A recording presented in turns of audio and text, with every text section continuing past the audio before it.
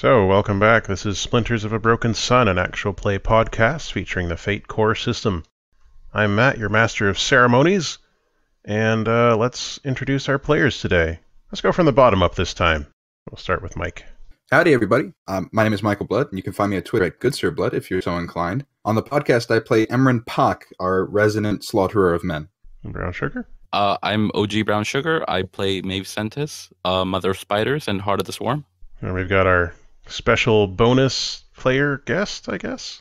Am I a guest? I mean, I'm just here because for fun, you know. You guys can't get rid of me. But anyway, I am Keekers. And you can find me as Be a Space Cat on Twitter. But I normally play Keva Jarma, lovely teen, Team parent. But today she's off on that ship. So currently I'm just playing whoever pops in that needs to be voiced. Okay. And I'm the rest of the world. Zhasta, you can clearly hear the approaching army as they hit the barricade. It's time to climb. Yes, indeed. And she makes sure all the kids go down first. Okay, they all start climbing down. The two adults left start climbing down after the kids. Well, one of them goes before all the kids, just in case, and the other one goes at the top. They're sort of linked together with a rope that they've gotten out of their pack and tied it to the top here, to some of the heavier debris at the top here. And that means you're sort of climbing down as well. Once the last adult has gone, you're looped into this rope. It's a tough climb. It's not an enjoyable experience, and it's going to take a while. You can hear up at the top the army is slowly breaking their way through the barrier. But if you hurry, you'll have enough time to get to the bottom. Good. So enough of a head start. I mean, Zhasta, she's part of the Revel. She's an XCOM. She knew that, you know, this was a dangerous life. And what matters is that the kids get through. And if she has to be the barrier between them and DEO, then so be it. Hopefully it won't come to that, but we will see how it goes. Down at the bottom in the teleporter room, Maeve, you are there with Mandukai. You are there with Emren, who is... I'm not going to say you're passed out, but you are on the verge of unconsciousness at this moment. There's not much that you can do. Most of the kids are here, the rest of the adults, and the four goats. What do you do? I'm just going to tell them blood is the primer, and I'm just going to put my hand on one of Emren's wounds and just put blood all over his face. Okay, they're sort of looking at this like, what are you doing to that poor man? What are you talking about? The primer for what? This is a dead end. You need our splinter blood to get through the teleporter, and I'm just going to start putting blood on everyone's face before they can, push me away. Okay, they don't seem super thrilled about this idea. You might need to make a roll for it. Emren will help by saying, "You either let the nice lady rub your forehead with my blood, or you get to stay here with me." Okay. So you're being honest with them here. You'll probably want to roll your rapport, or you'll want to roll your, it's going to be rapport, because you're being honest with them. Somewhere, Keva feels a disturbance in the force of a rapport roll and shudders. Also, over Keva's dead body, are you going to stay there? Okay. So you've managed to roll an average roll there. So this is enough to convince a couple of the adults, and they sort of say, "Yeah, I think we have to trust them. There's no other option, and really, it's just blood. What can blood do to you?" They say, living in a world where most diseases have been eliminated by nanotechnology. So they start sort of helping some of the braver ones sort of approach Emren and are apologetically smearing some blood on their hands. They're like, sorry, and thank you.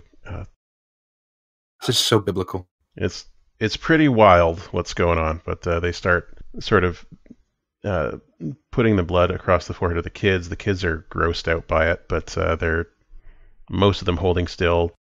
Some of them are still crying or being really upset about it. One of them tries to sort of run away back down the stairs, but one of the adults catches them and catches them. Sorry, they're young, so they haven't chosen a gender yet. catches them and pulls them back up, and they're like, "Come on, stop it! Come on, it's the only way out of here." You can see a couple of the adults. They start trying to make like a game of it. They're like, "Oh, we're gonna do face painting," but they can see the kids are not buying that one bit. It's gonna be like the biblical, well, not biblical, but it's gonna be the festival once a year where they smear blood on each other's foreheads, and they're like, "Yeah, this is to symbolize when we had to run away from this," and totally pass over it. You never know. The Festival of Blood, the blood was only supposed to last for one night, but it'll last for 8. Emren bled for several days without dying. Oh, gosh. We're mixing our metaphors, and it's great. It's going to be the weirdest Last Supper fan art. Up at the top, you hear an immense noise, and there is an explosion up at the barricade. In the elevator shaft, some of the debris is now going spink, spang, spring, and like bouncing across. It slashes across one of the adult's arms, and the adult sort of cries out, but is able to hold on. Fortunately, no more of the debris harms anyone, but there's a real and present danger if they keep using that blasting that they've got. The barricade isn't going to hold up for much longer. Gosh, we've got a barricade too. It's just Les Mis today. Whoever already has blood on their face will just shepherd onto the teleport pad. Okay. Who are you sending first? Probably the youngest children first. Unaccompanied, or? With at least one adult. Okay. So recalling how Hub explained this to you, you get them sort of lined up along the numbers that they say, oh geez, which platform is this? 3? Which platform did we come through to get here? 2 or 3? It's 2. 2, okay. So the number 2 is written sort of along the ground. It's very weakly illuminated, but you can see it. So you line them up along where the number is on the ground. And as you do, they start to sink into the ground slowly. It's working. Maeve, this reminds you, though, there's a whole bunch of Emren's blood on the ground out there. No concerns? All right. Very many. I have no solutions at the moment. I could I could spit into a bucket and we could mop it really quick. Quick, so call all your blood back. Matt, I'd like to focus on the SGM within my blood and force it back into my body. Yes, unfortunately, you're not Magneto. Someday it will come. So the kids and some adult chaperones are sinking into the ground. And every time they do, the lights go out for a full minute before they come on again. It seems the system needs time to reset every time a group of passengers goes through. In between resetting, can I have people just pretend they're SpongeBob and just lay on the blood and soak it up? People start offering their clothes, like people start taking off. They've already used some of their robes for the travaux, but others of them start taking off their robes, and they're like, okay. They can sort of figure out why you want them to do this, so they start trying to mop up the blood out there and the trail of blood. Not much you can do about the blood that's up at the top of the elevator, but hopefully they won't notice. Hopefully. We'll see when I roll for them. Can I have my bugs drink the blood? Maybe? Oh, maybe that's how they got big. It, yes, oh my I will have them drink the blood. Okay. So some bugs can probably do that. Let's see, what bugs can drink blood? Mosquitoes, obviously. Ticks. Do Fleas. Ticks exist here? I'm trying to think, what's the purpose of ticks that would make them worth including in an ecosystem that's controlled? Well, we'll say at least there's mosquitoes and probably some fleas have developed, or some flea-like creatures. To convince them to do this, they're going to have to come down through the borehole and get past the army. So that's going to require some finesse. hey, fleas would have been on those dogs.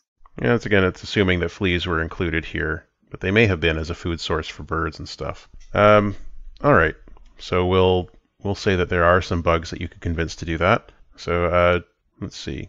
Yeah, I guess show us your will roll. it's just so cool sounding. There's people mopping up a trail of blood while insects crawl out of the ground to drink it. Yeah, I mean, I don't want to block it. Okay, so you've rolled a 7 on your will, which is about the top, and you are able to get some of the bugs, like a large number of the bugs. They come streaming down the borehole, which is a shock to the army that's setting up another blasting charge. But they are sort of taken aback. There's not much they can do about that. The bugs are coming by. And a few more bugs are coming from other parts of the mall up to the top of the elevator shaft, and they start drinking up blood. There's this massive writhing blood drinking insects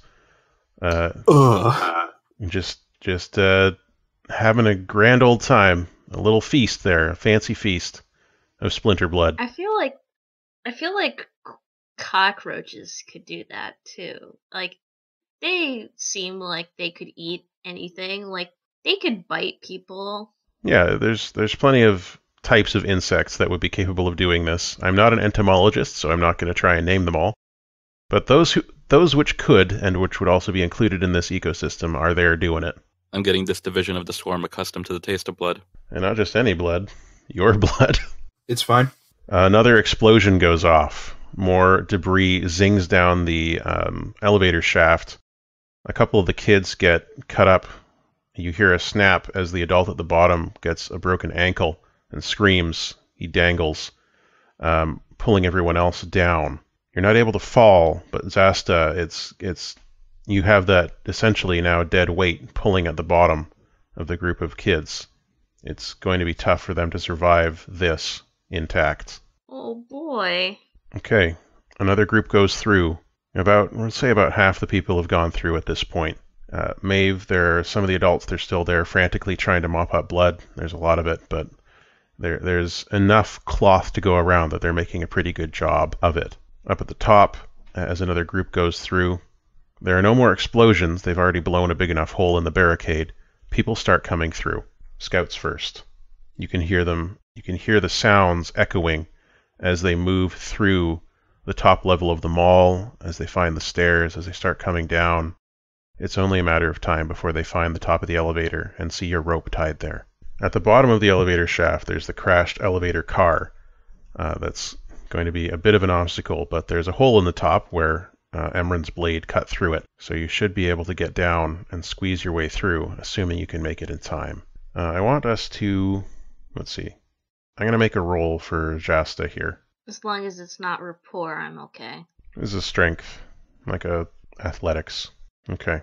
So Zhasta, you are able to sort of take more of the weight onto yourself, and you're moving down more quickly. You're encouraging the kids to make that descent as quickly as they can. They're crying out with the extra weight of the guy down at the bottom. The guy down at the bottom, seeing this, he shouts something, and there's a flash of a blade, and suddenly the weight is gone. Good. You hear a thud. Some of the kids shout, scream in concern, but these are the older kids who are left.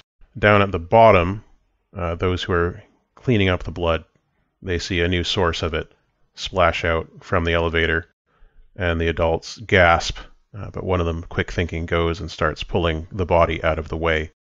Another one, looking up the shaft, sees you climbing down and starts trying to open up things more.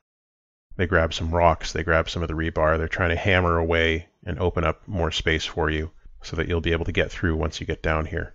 Okay. Now, don't elevators normally have a hatch at the top for, like, maintenance access? They do. It's not something anyone down there working on it would know, or something that Zhasta would know, not having seen an elevator before. But there is also the hole that Emren cut through it, so they're working on widening that.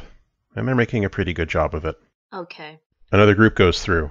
There's probably one group left, and then the adults that are left, the ones who've been trying to clean up all the blood. You, Mandukai, the goats, Emren, and the group coming down the elevator shaft. I also put blood on the goats' foreheads. I don't know if that'll help them get through, but... Okay.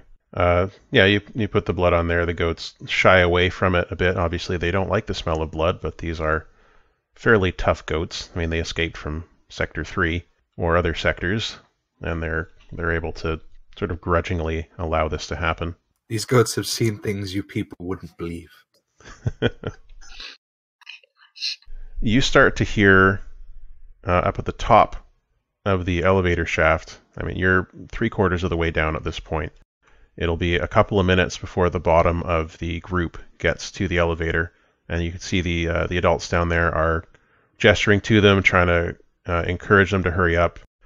They're crying because they just saw someone fall to their death, and there's a lot of danger coming. All of a sudden, you feel your support, Zhasta, disappear, and the rope sort of slithers down into the shaft with you. It is now you holding the weight of 1 adult and 5 kids. You are now the anchor. Okay. I'm going to roll that athletics again to see how this goes. Okay. You're able to hold on just barely. How's Zhasta feeling about this? You know, she's really upset because those beep, swear word, are doing this to kids, and she can't stand that. This isn't like adults that can handle it, she just kind of looks up and swears at them. You lock eyes with someone who's looking down. You can see each other across this expanse of space. They're 2 stories above you at the top of the elevator. They're looking down, and they sort of look past you, and their eyes widen. You can see that even from here. They look surprised? She swears at them again. Like, they are, like, all this, like, stress from the last couple hours of doing all of this just pours out of Zhasta's mouth at these people who are trying to thwart them from trying to get these kids to safety. Mm-hmm. And then maybe she kind of is like, looks down to see what they're looking at, but, she's... They are just seeing the teenagers behind you. It's like they weren't expecting to see that. That person, as you are pouring out your vitriol, some of the teens manage a shaky laugh, others of them join you in shouting abuse to the top of the shaft. This scout, they sort of wiggle their way into the shaft, and they bring their bow with them. They draw it, and arrows pointing down at you. But they haven't fired. They're hesitating. In the teleporter room, another group goes through. Maeve, it's just you, Emren, Mandukai, the goats, and the adults who are trying to get the kids out of the elevator shaft left. And we'll actually try and hobble over, and if Maeve stops him, he'll stop, but he'll try and hobble over to see if he can offer any help to getting the kids out. I'll drag Emren back to the teleporter. I think they should have enough blood on those rags left for the kids in the elevator shaft. Emren, you start trying to crawl because you can't walk at this point, but Maeve, even Maeve at this point, is able to pull you away from your intended target, and sort of with a burst of effort is able to roll you onto the teleporter with this last group, and you are sucked in. The last thing that Maeve sees from Emren is just it's a really, really soft smile, and like he looks like he passes out as he sinks into the ground. Okay. We'll check in with Emren in a minute. In the elevator shaft, the scout undraws their bow and is sort of looking at you, Zhasta, and even from here you can see there's a look of sadness, regret on their face, but after a moment you see them sort of like their eyes widen and they swiftly are sort of yanked out of the shaft and replaced by another face and another bow, and this one doesn't look nearly so sympathetic. Maeve, some of the we lost Keekers. That would explain it. I was wondering. Yeah. All right, well, we'll get back to what's going on with her character in a minute. So, Maeve, you are the last of the splinter touched here, and Mandukai is sort of, her eyelids are fluttering again, and they open, and she looks over at you, and she tries to get up off of the travois, because she can see that there's something happening. I'll just kind of keep her on the travois and see if I can load her up with the goats next. Okay. You can hear the dogs barking again in the distance. You also hear the sound of footsteps on the stairs. It seems a group of scouts has found a way down to the level just above you. So Mandukai obviously has also heard this even in her weakened state, and she is struggling to get up off of the goat cart, but you push them on to the numbers, and they start to sink into the ground. Mandukai doesn't have a soft smile for you. Also, you're still attached to her. Well, you going to do something about that, or? Aside from us, how many are there left to go through? There are the 3 adults out there. One of them still trying to mop up the last of the blood. The other 2 are trying to get the teenagers and Zhasta out of the shaft. There are 5 teens in Zhasta and 1 adult left. So 4 adults, Zhasta, 5 teenagers. I am back. Welcome. What did I miss? The man. the scout who was hesitating to shoot you was yanked out of the elevator shaft and is replaced by one who is struggling to get their bow aimed down at you. Oh, good. I didn't die while I... No. The scout who was there before, the one who was hesitant, had a regretful and sad look on her face and couldn't bring herself to shoot, but appears to have been replaced by another one who is not hesitant, just a little bit clumsy in getting their bow ready. You have below you about 10 meters down to the bottom. Well, from where you are, there's about 18 meters down to the elevator shaft, or down to the top of the elevator car that they've pried open. From the bottom of the lowest person on the rope, there's about a little under 10 meters left. That's about a 22-foot fall. So, technically survivable, but not a good idea, especially when it's uncushioned down there. Yeah, but you are still going down. You are continuing down, so that distance is decreasing as this scout tries to get their bow aimed at you.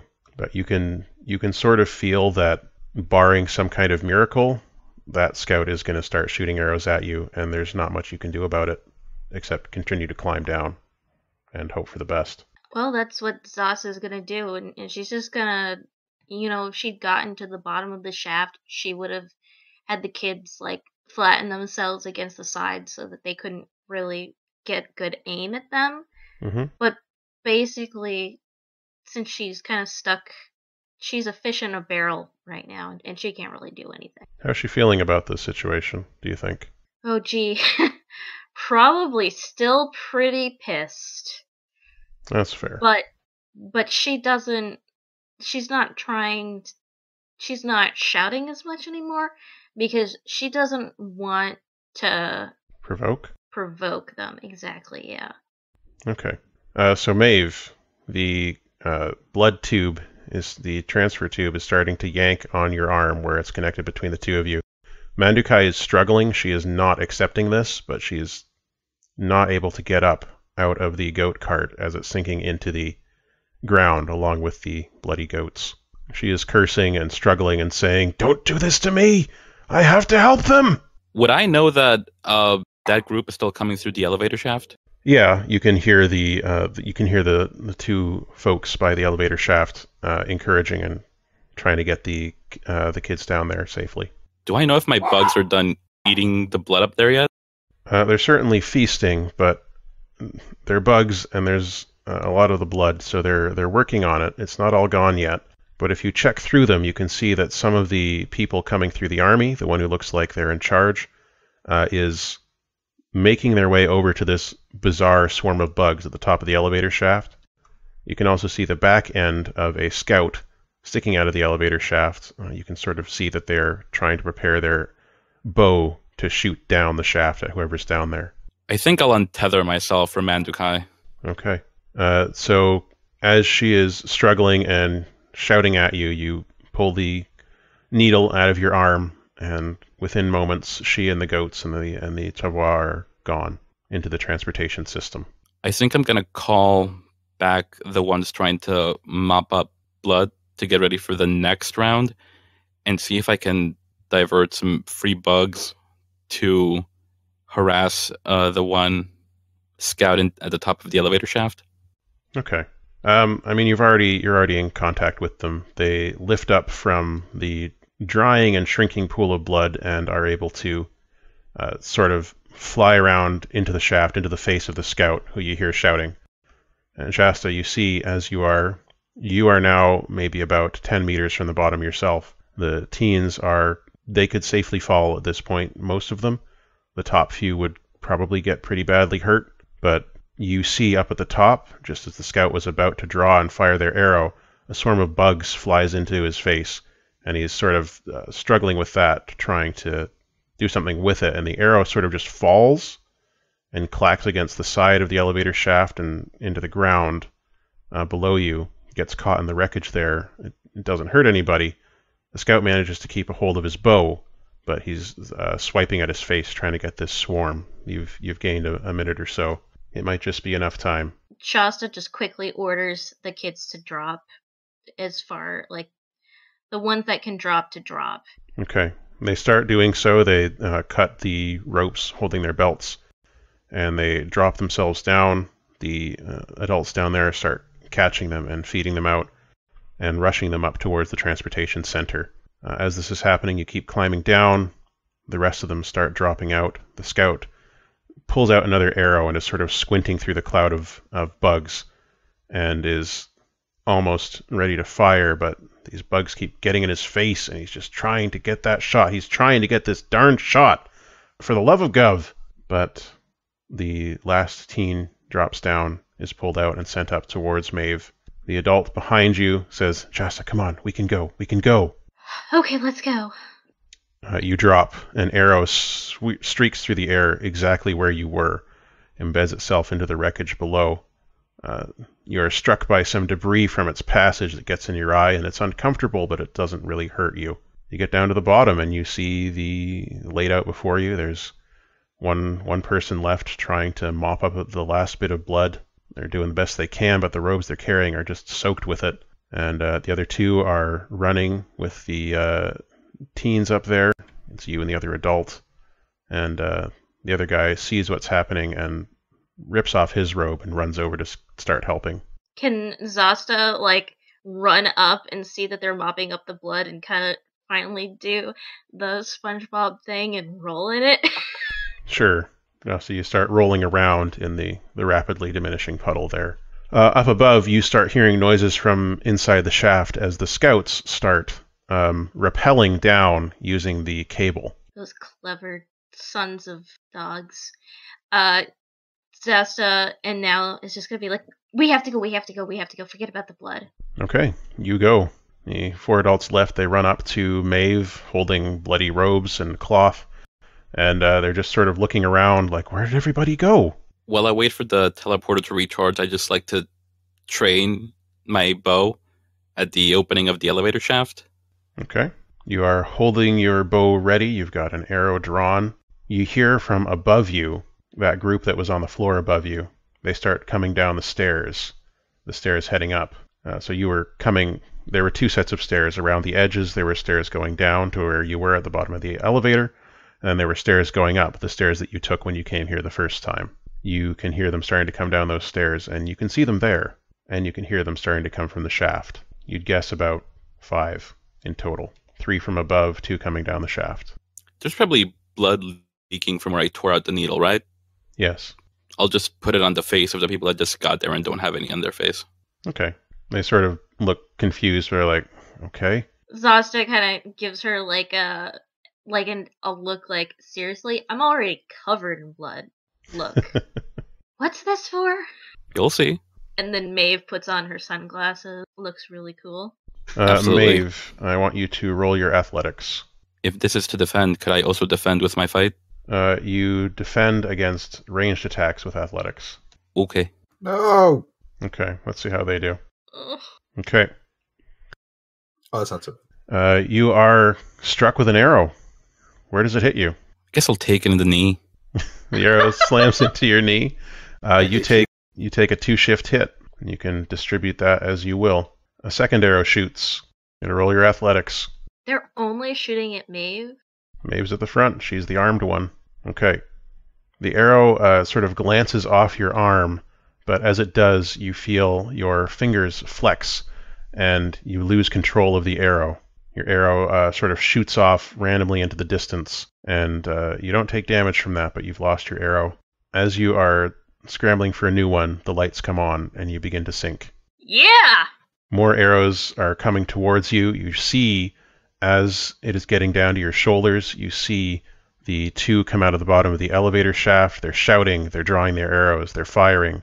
But just as the last one whistles over the top of your head, cutting away just a lock of your hair, you sink into the ground and are whisked away. And we're going to take a quick break before we start the next scene. This next scene will be pretty short because we're sort of tying things up here, but we're going to take a quick break.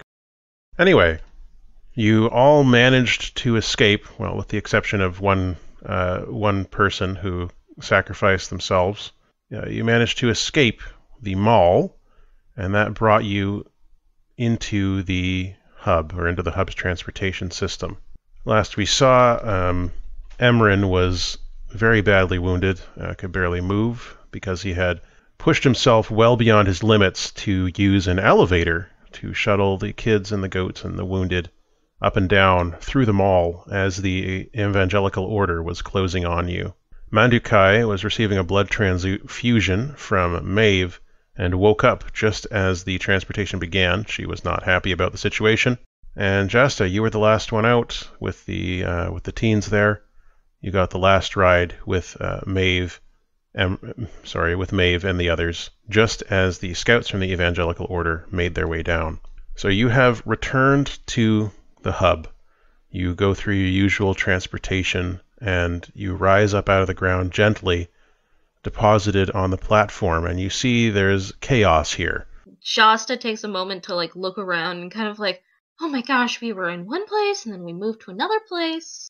Yeah, it's jarring for you, and this place is deeply unfamiliar. It sort of reminds you of the mall where you just were in terms of its looks, but it's a very different feel, and there's bright lights shining from the ceiling. The kids are milling around, they're confused, some of them are fascinated, some think it's really cool, others are just really upset. And Mandukai is thrashing in her travois, trying to get up. The other adults are trying to talk her down, as if they're sort of used to dealing with Mandukai in this state of agitation. They're being very patient and quiet and calm and speaking quietly to her, and she seems to be very slowly calming down as she sees the last batch come through and sees that everyone is safe. Although she does weakly look around and finally say, "Where's Yorm?" There's only one person missing, but she immediately noticed.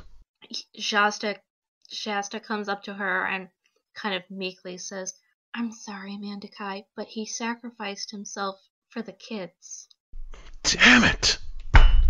she says, slamming her hand into the ground, and the ground cracks slightly beneath her fist. "It should have been me." "No, you're our joy. You can't die. We need you." "We need more people like Yorm, too. All I can do is fight." And she sort of turns over. She's looking distraught. She turns on her side and is... she's upset, but also kind of sulking a bit. So the rest of the kids, they seem to be doing all right. They're fascinated by what's going on. Some of them are still scared, but the adults are trying to contain their own confusion and fear to sort of calm them. Maeve, you notice that things look different here than they did when you left. The lighting is better. It's not as glaring and jarring. It's sort of a calming, mellow light right now. But there's also a lot of plants growing through the walls and flowers and verdant greenery that generally shouldn't be indoors and is sort of breaking in through the walls here. We were only gone 2 days. Mm-hmm. Emren, you are still conscious, but you're in rough shape. You can kind of roll around and look around, but that's about the extent of your physical capabilities at the moment. Obviously, you can still see because you're tapped into your sword. Emren just turns his head slightly and tries to sit up. Does a head count. When he turns his head towards Maeve and says, "Looks nicer in here." One of the adults. Think Hub had anything to do with this? Hub appears when you say their name. "Oh, there you are. What's going on? Hey, who are these people?" They pause. I'm going to snap the shaft off the arrow and just start telling them to turn off teleporter number 2. "I can't turn off teleporter. I can't. I can't turn off the platforms. The only time the platforms don't work is if they've been disabled for some reason. But look, there's a lot happening here. Where are Keva and Zonin? What's going on? Did you find the person you were looking for? What's happening?" "We found the person we were looking for, and we brought back survivors." But Emren bites his lip. "I brought down the Evangelical Order on the survivors, on the revel." "That sounds bad. I'm sure you didn't mean it." And she's sort of Tension doesn't really matter here. they're sort of looking around at all this, and they're like, well, I don't know that we have enough clean rooms for everybody, but we can start cleaning them out. So, Zhasta, there's a ghost standing here talking to people. Some of the kids have started screaming and running away into the corners. Yeah. Shasta's gonna be like stomping up to them. What's a ghost doing here? You said this place was safe. This is no ghost. Mandukai rolls over at this and sort of pulls herself out of her sulk for a bit to look, and is like, she seems like she's sort of reaching for a weapon but doesn't find it. I'm reaching out to my swarm. They're still here. The Ebon Dowager seems disappointed. I'll have them be on alert in case the EO does end up coming through pad number 2. Mm-hmm. I was like, oh, sorry, I'm Hub, and you are? She says, turning to Zhasta. I'm Zhasta Hong, whose heart builds futures. Oh, what a lovely name. Welcome to the Hub. Zhasta does not trust this ghost. Hub turns to look at Mandukai lying on the ground and sees Emren sort of weakly trying to lever himself up, and they're like, Maeve, we may need some medical attention for these two, wouldn't you say? And you're looking a little drained yourself. Been shot with an arrow. An arrow, Hub says, sort of repeating it as if trying to convince themselves that that actually happened. What's wrong with this ghost? It doesn't know what an arrow is? I know what an arrow is, this is too complicated to discuss right now. We need to get off of this platform if you think people are coming in after you. Unless the platform is disabled or damaged in some way, I can't stop them. How would I damage it? Why would you... Oh, please don't. I was just sort of saying, oh, please don't, but looks resigned. It's like, well, I suppose you could disrupt the circuitry, or like, cut a line through it, or I don't know. Anything to disrupt the operation of the platform. Oh, it's going to take so long to repair. I'll help you do it. So the Zhasta, are you going to move your people off the platform here? Mandukai is sort of saying, we should make way. If this is the only way to defend us, then we must allow them to do it. So Zhasta kind of takes point from Mandukai, because obviously Mandukai knows what the heck she's talking about. So now Zhasta's going to go back into teacher mode and start telling the adults, okay, let's do this, and getting the kids to get back into their number lines. Okay. And going where they need to go. Hub says, just follow the arrows on the ground.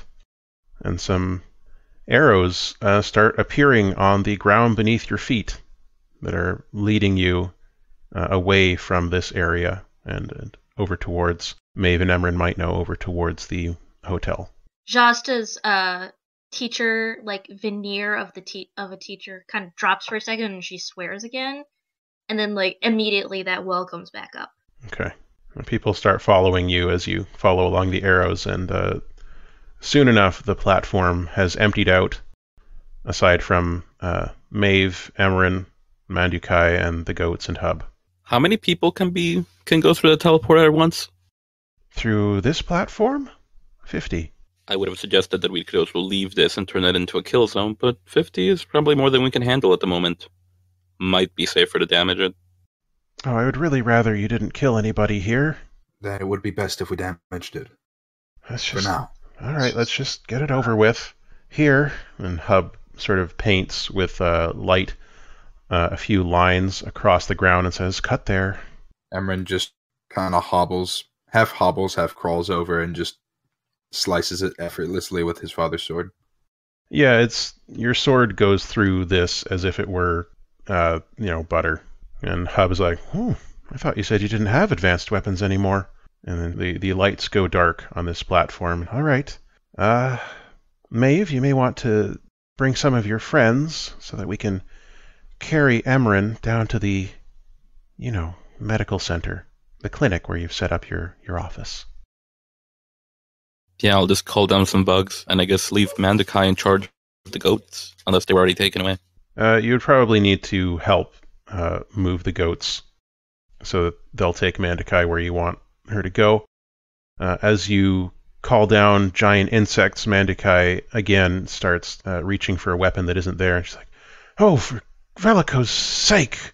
What more surprises are we going to run into in this cursed place? Are these yours?" Yes. A little warning next time. I guess maybe some... what kind of bugs are you calling to carry Emren? It's ants. Okay. We'll get some of the ants to sort of take over the travois from the goats as well. Hub says, we can probably get these goats up to the top area. So I've got somewhere where we can keep them for now, but we really have to talk in a few minutes. And so you take the bugs, I guess, and you start heading down. What do you say? Anything to Hub? I will just agree that we definitely need to talk in a few minutes. Okay. This is so hard because I can just imagine like these things that like Keva would say are popping into my head. Why are there all these plants? Where's Deg? What do you think of these goats? Aren't they adorable? So we'll move you down to the medical center. I don't really have a map for that, so I'll just put you on the lower level. All right, so you get down to the lower level on your way to the clinic. You see that Chitter is still there in their enclosure, curled up. It appears to have been fed, as you instructed the Evan Dowager to ensure. I love you, giant centipede horrible monster. Can all the kids be like gathered around it? Like, this is what we're looking at right now. The kids are with you up at... You're being settled into the hotel. We're going to cut away from that. We'll deal with that sort of off screen. I want to get the stuff with these folks on this side taken care of. So you make your way down to the clinic. Mandakai sort of shudders as she sees the giant centipede, and she's gazing around in wonder at this unfamiliar landscape through which you're walking, much as you did when you first came here. And you're at the clinic. Hub sort of reappears as you're down there, and they say, "Okay, I've got instances running up at the hotel, helping with getting those kids and refugees set up. I've got an instance of me down here with you, so we can probably get the scanner running." And Hub is sort of busying themselves getting machines turned on. As Maeve, I assume what are you doing? I'm helping Emren get comfortable and just running some low-level diagnostics. Okay. You get Emren onto one of the sort of clinic hospital beds there and close the scanner curtain, the scanner sort of canopy down over him, and it gets to work diagnosing. And you get Mandakai up onto the other one, and it gets to work diagnosing her, and you get some readouts telling you all the many things that are wrong with Emren, and the issue with Mandakai is mostly blood loss and fatigue, but she will recover in time. She'll probably need a few more transfusions. Oh, so there's not like any way, like no tricorders to like scan them with? Star Trek style? Now, the tricorder tells you what's wrong, but it can't automatically heal you. That takes time and good old-fashioned know-how at the moment. So while this is happening, the bed sort of puts Mandakai to sleep, and Emren, Hub, I guess you're given the option whether you want to be put to sleep or not. I'd like to be awake for the conversation. Very well. You feel a little prick in the back of your neck. That should keep you awake for a little while, Maeve. And they send a readout to whatever terminal you're at. This is what I've injected him with. You'll need to counteract it once you're treating him.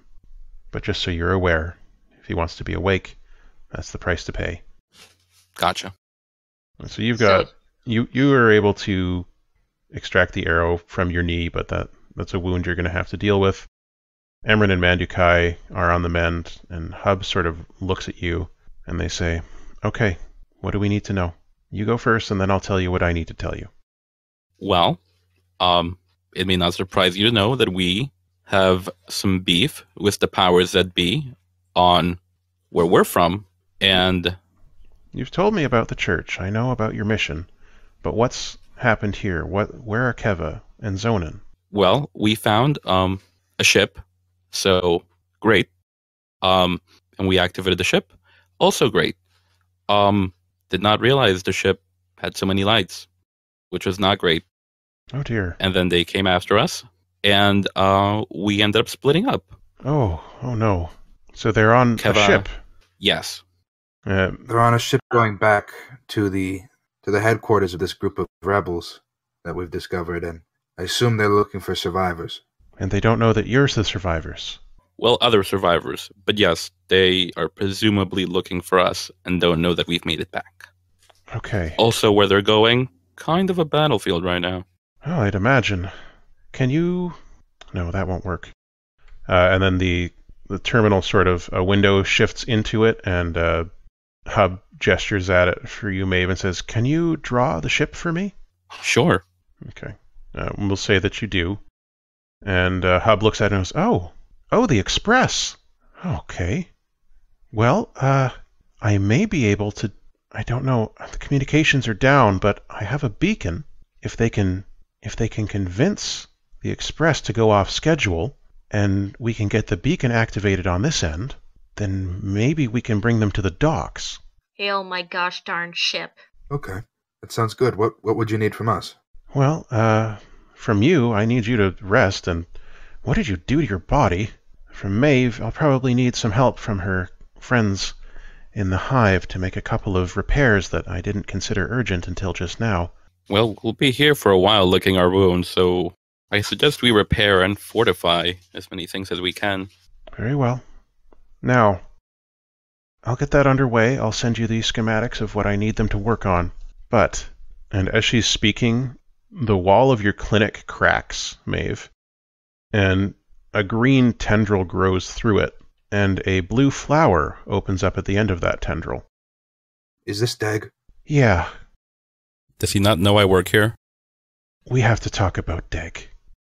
And that's going to be the end of our episode. So, thanks for joining us, and we will see you next time when we figure out what happens to Keva and Zonin. And until the next time, all the best. Bye, everyone. Bye-bye. See ya.